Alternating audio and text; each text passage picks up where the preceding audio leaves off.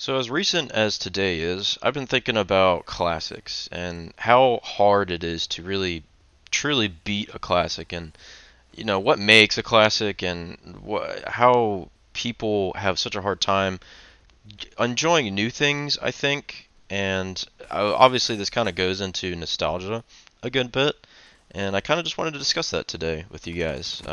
So hi, my name's Colin McCrazy. Welcome back to the channel. If you guys are new here, welcome to the channel. Here we just talk about whatever comes to mind. I just got random topics I'd be spitting out of my brain, and today we're going to talk about classics. I have some Black Ops 3 gameplay here for you guys. I had a decent game with the Dingo on Fringe, and it seems like I can only get the basic maps on Black Ops 3 nowadays. I can't really get any DLC maps. It's kind of hard for me to find those lobbies, but that's what I got for today.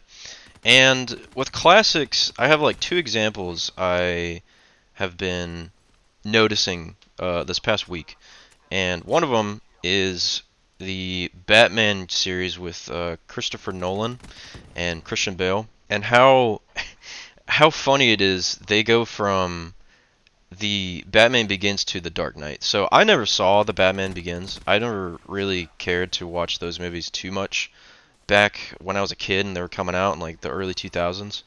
I watched The Dark Knight and I thought it was great. It was really great from my memory, but I saw it when I was a kid. I barely remember the movie. I just remember the Joker was really good with Keith Ledger, and everybody raved about it at the time, and still rave about it today. And so I watched Batman Begins first, so I was going through the trilogy pretty much, and I was like, Batman Begins is such a goofy movie. It is so like cartoony in some aspects. I feel like the first hour is so random, with the main villain just being out in the middle of the Himalayas with Christian Bale with Batman, and they're just out there fucking shooting shit, and they got this whole like society, like secret society out there, and they know about Gotham, and it's just such a weird way to start a trilogy. And it has some charm to it, but it is I feel like objectively is not a good movie. It's just really odd, really goofy, and it was so jarring for me to watch that movie because I'm like, damn, dude, this is where it started. And I go back to watch The Dark Knight Rises, and I'm like, wow, this this movie, or not The Dark Knight Rises, just The Dark Knight. And I'm like, wow, this movie really kicks ass still. It's so good. It's so suspenseful. It's so modern. Like, I feel like Christopher Nolan really nailed it on that. Just all fields of that movie. The atmosphere, the villains, the suspense, the twists and turns, and it's not really like a super insane like twist and turn movie. It's just the pacing is really good. It keeps you engaged. I feel like your attention span is just multiplied by 1,000, especially with people nowadays on Instagram and like TikTok and shit. It's just crazy how engaged I was with the movie, and I haven't seen it in so long. It was such a refresher that I was really blown away by it, and I still have to watch the Dark Knight Rises. I never watched that movie, but I started in an hour and it was getting late, so I went to bed before I could really get too far into it and finish the movie. So I will go back and watch that movie as well. I know that one's always also deemed pretty good. But that's a classic. Like Dark Knight is like such a classic, and it's like how do you beat that?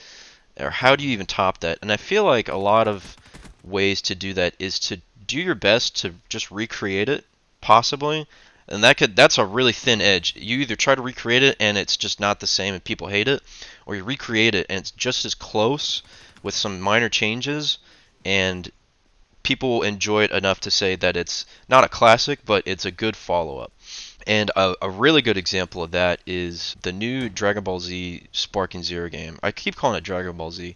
It's just Dragon Ball, but it's a follow-up from the Budokai series where Dragon Ball Z Budokai Tenkaichi 3, that's why I say Z all the time, is the last game that Funimation and all them, Toriyama, they all made that game in 2007. It's been 17 years since they made that style of like fighting games. Now there's been a ton of other Dragon Ball games coming out between then and now. I think Fighter Z was the closest to me enjoying that series again, that fighting series again, but Sparking Zero really takes the cake. And Budokai 3, I gotta say BT3 because it's a little different. There is a Budokai 3 as well, but BT3 is just such it's just insane classic. There is so much detail, so many minute, small things that they added into that game that just makes it so charming and wonderful.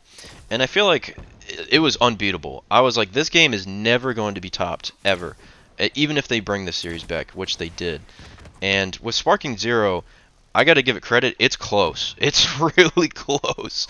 It's so nice and subtly different that I feel like a lot of old players are enjoying it so much because of how similar it is, but then a bunch of new players can enjoy it as well because there's some different mechanics. There's different things they added and traded with the old game that still makes it fresh, but still holds together how good of a game it is, like how the old game was. And I don't know about now. Obviously, a classic has to deal with age and like how old the thing is, but I feel like within a few years, maybe even maybe like 5 years, I feel like that Sparking Zero might become just a classic. It is just such a banger of a game. I've been enjoying the crap out of it for the past week.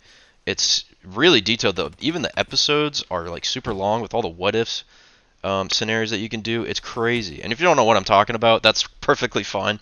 This is just like a niche subject of gaming that I've been waiting for quite a long time. I've played BT3 way back when I was a little kid, when I probably shouldn't have been playing that game, and I never thought they would make a new one, and it's just been everything I've pretty much asked for. It's been a good follow-up, but I think BT3 will also hold a special place in my heart and always be a classic. And it's just tough to beat. You just can't beat them. And I don't know. That was just kind of a fun topic I had for today and wanted to discuss it. Maybe steer away from all the serious conversations just for once. And hope you guys enjoyed it. And yeah, thank you guys for watching. If you want to leave a comment down below on the next topic I should talk about, or if you want to leave a question at the email address down below to ask me some crazy questions, you can do that there. And I hope to see you guys in the next video. Bye!